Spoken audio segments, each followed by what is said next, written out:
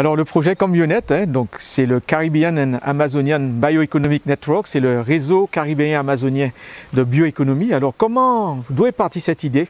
Il faut remonter à 2015. J'étais alors président du centre Antilles-Guyane entre 2013 et 2020.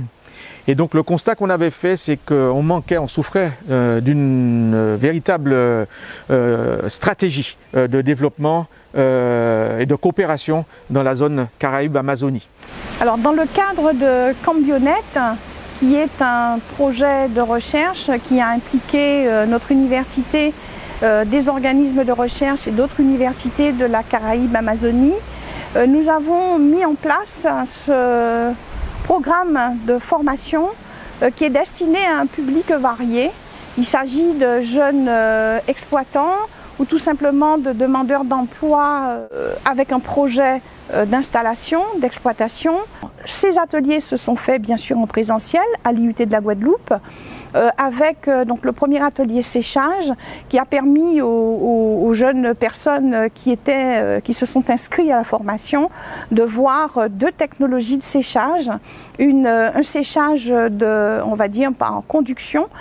Dans un deuxième temps, nous avons fait du séchage par convection essentiellement. C'est un séchage en lit fluidisé. Nous avons travaillé sur des feuilles de citronnelle qui ont été coupées au préalable, séchées, donc en lit fluidisé, de manière à produire des petites infusettes de citronnelle qui ont été emballées, mises en poche par les personnes qui ont suivi la formation.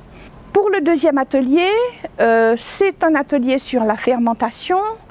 Nous avons les étudiants ou les jeunes personnes en formation, on va dire les stagiaires, ont fait de la fermentation d'un jus de fruits de manière à produire une boisson légèrement alcoolisée, donc c'est de la fermentation alcoolique.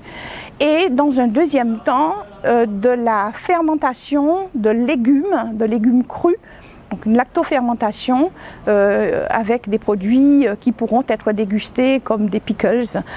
La lactofermentation, c'est une réaction naturelle qui se produit dans le milieu ambiant où des bactéries en présence de sucre comme substrat transforment ce sucre en acide lactique.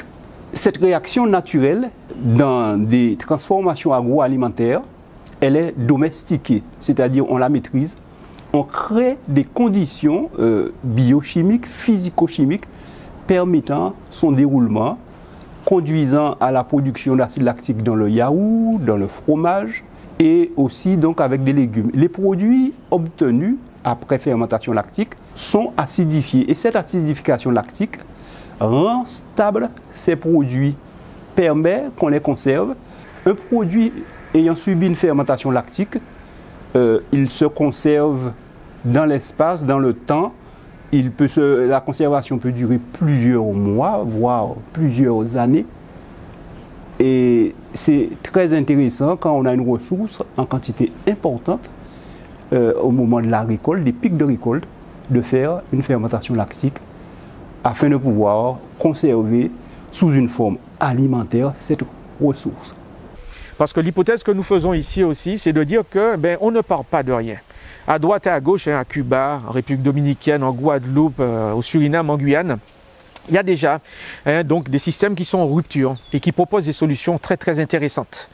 Et donc l'idée pour nous, c'est de rassembler ce matériau qui est très fragmenté, on va dire, très disséminé, et le mettre sous une forme la plus appropriée possible pour qu'elle soit donc valorisée par les principaux bénéficiaires que sont les agriculteurs, les agrotransformateurs et les consommateurs.